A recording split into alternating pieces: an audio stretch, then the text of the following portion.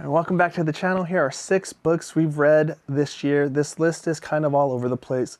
We've got vampires, chaotic wizards, an identity crisis, and even a full-on Hallmark movie. Let's get into it.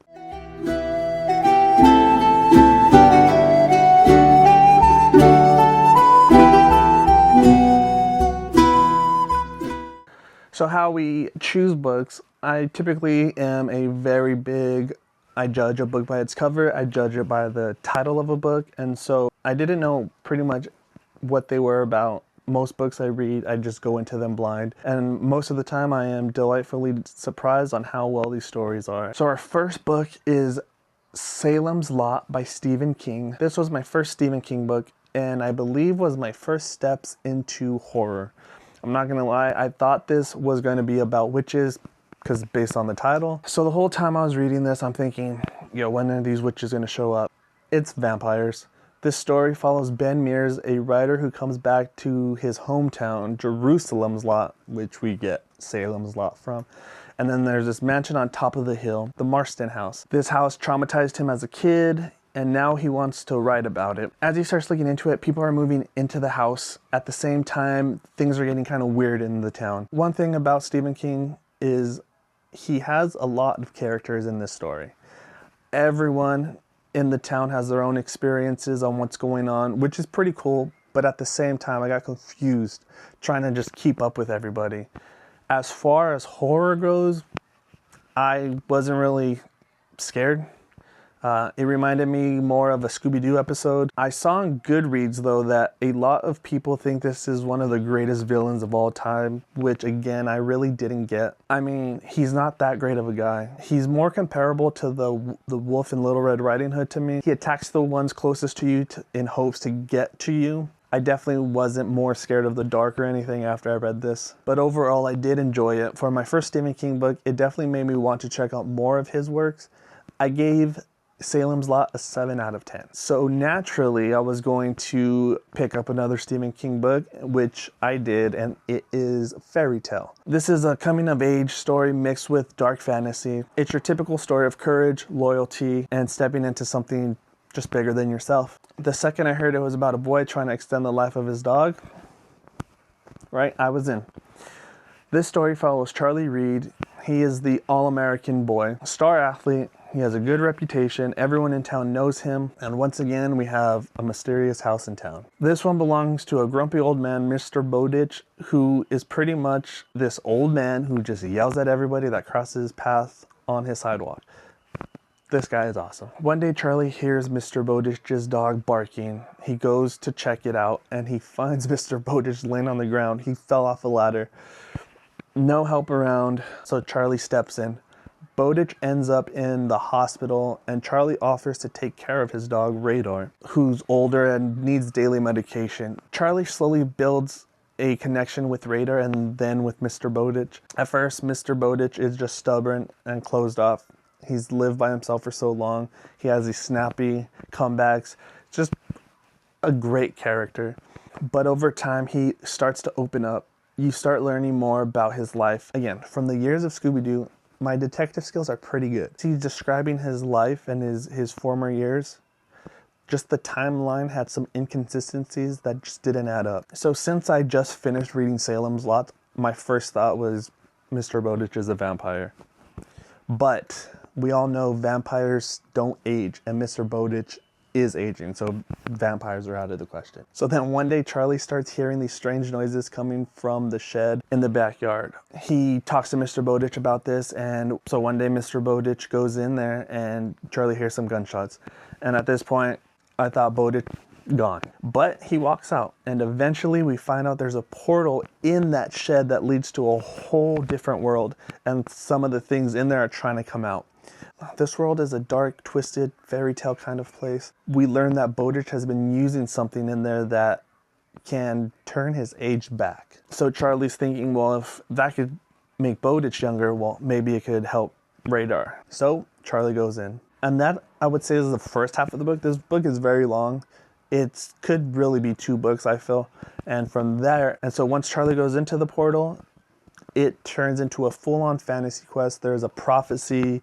There's spreading of evil, the whole chosen one setup. There's a last person standing death match, all within a fallen kingdom.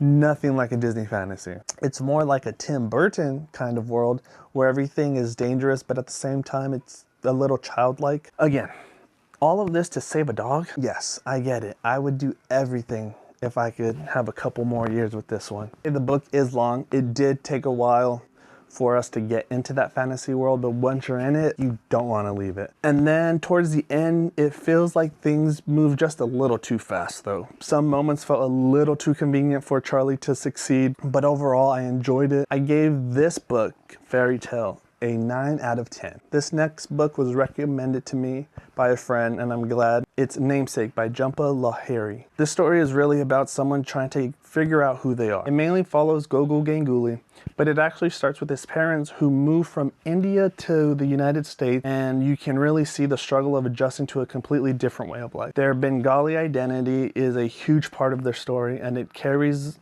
throughout the entirety of the book. When Gogol is born, the naming process is very chaotic. He is not named in the traditional Bengali way, and that ends up shaping a lot of who he is and how he sees himself. Throughout his life, he struggles with his identity. He feels like he's not Bengali enough for his family, but at the same time, his heritage makes him feel like he doesn't fully fit into the American life either, so he changes his name, thinking it's going to fix things. But it really doesn't solve the problem. One thing I will say that bothered me was Lahiri uses death a lot. Anytime something important is about to happen, someone dies. I get it. You're trying to be emotional, but it felt overused. I feel like the same moments could have worked without relying on that. One thing too, there's a lot of descriptions in this book that just felt unnecessary.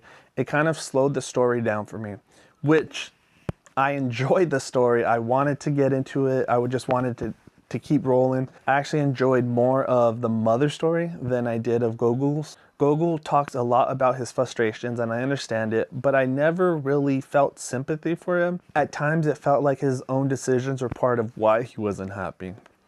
But his mother, her story, her struggles, that's what really pulled me into this story. Overall, I do appreciate the main idea of feeling like you don't fully belong anywhere. That part was really well done. But for me, the pacing, the overuse of certain moments just held it back. I gave this story a 6 out of 10. This next story, sticking with the theme of cultural differences, this book was such a fun read. I will say, however, if you are not a fan of Hallmark movies, you're probably not going to like this one. It's predictable, it's cheesy, and of course, it's about a wintry Christmas. I honestly couldn't stop laughing. This story is Yours for the Season by Yuzma Jalaluddin. This book reminded me so much of My Big Fat Greek Wedding, and it had all the family chaos. So this story follows Samita Malik, an attorney who's recovering from a really bad breakup. She comes from a strict Muslim upbringing. She's been distant from her family ever since she hid her engagement. When that relationship ends, she starts realizing all the red flags her family warned her about. The breakup really affects her. She develops trust issues, and on top of that, her career is kind of falling apart. She's worried she might actually lose her job. And that is where Mr. Tom Cook comes in. He's a rising chef trying to land a television hosting job. They meet at a Christmas party that Samita's work is hosting. While Samita is hiding in the kitchen, her mother FaceTimes her, sees Tom in the background. Naturally, the mom thinks he's her boyfriend. Samita leaves thinking she'll never see Tom again. This made her mother feel like Samita is hiding something again, so she does what any mother would do in this situation. She hires him to cater the Eid celebrations. Eid is a celebration of Ramadan. From there, Tom and Samita start talking. They realize they actually can help each other. So Tom's gonna come up with this idea, fake dating. They'll make cooking videos together for his social media to boost his popularity, hoping it would help him with his hosting gig. In return, he'll connect her with a major client she needs to save her job. So what can go wrong, right? Samita ends up going to Alaska to meet his family, and of course, her family is gonna tag along.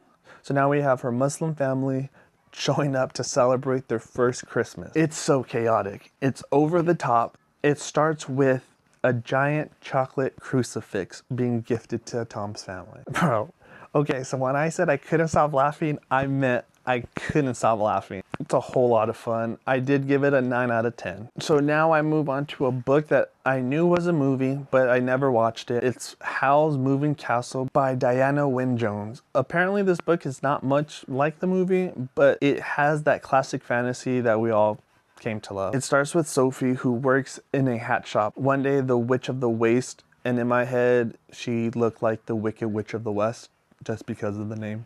She came in and immediately was very confrontational.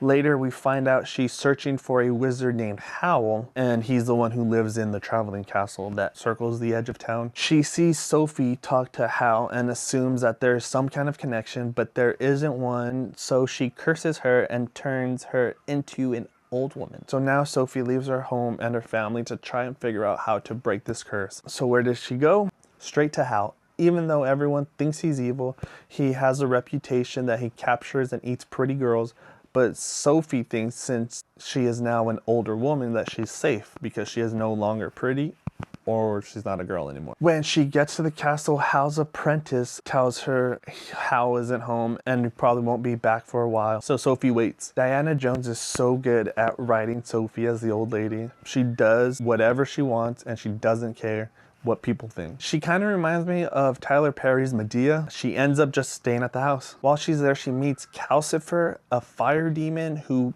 powers the entire castle. He tells her that he has a contract with Howl, but he can't share any of the details, and if she can break that contract, he'll help her break her curse. She agrees, and when Howl finally shows up and Sophie decides she's staying, Howl doesn't really say yes or no, and she takes that as permission. We find out Howl is kind of a big baby. He's dramatic, he hates change, and if things don't go his way, he throws a full-on tantrum, green slime and all. It kind of shows that Howl isn't the all scary wizard that the town sees him as. And that's what makes the story so good. So it really shows that people aren't always what their reputations say they are. The magic in here is super whimsical, easy to follow, nothing overcomplicated, and the whole story is just fun. It made me laugh, it made me root for the characters, and it has that classic fairy tale kind of ending. I enjoyed this book thoroughly and I give it a 10 out of 10. Now on to our last book, The Strange Case of Dr. Jekyll and Mr. Hyde. Again, this is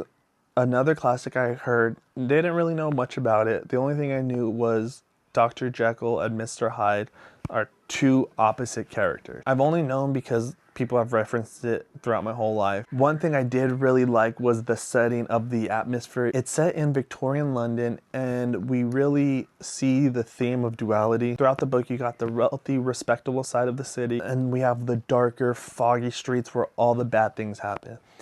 So the story follows a lawyer named Utterson who starts to investigate a guy named Hyde after hearing about him trampling a little girl. I don't know if he killed the girl or not. I don't remember, but I know it was a pretty graphic scene.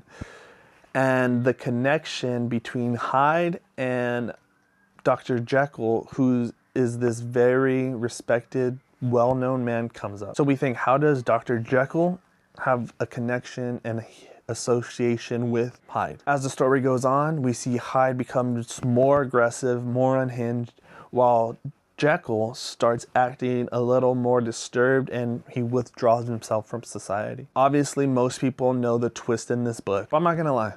Even after reading it and looking up some of the explanations, I was still a little confused on everything. Was this book magical? There was potions in there, but maybe it was just science experiments. But with that being said, I did like the concept. I like the idea of the dual nature of a person, that you can't just ignore your bad side, because if you do, eventually it might become a little too much to control. Overall, I liked it. It was a very short read. It was a fast read. And even in that little span of pages, it is very thought-provoking. I did think about this book well after I finished reading it. Overall, I give it a 6 out of 10. All right, that wraps it up. If you made it this far, we appreciate it. If you like this kind of stuff, hit the subscribe button. There's a lot more coming. We're currently reading Honeysuckle by Bart Friedman. It's all right for now. Hopefully you're back for the next video, but until then, we'll see you next time.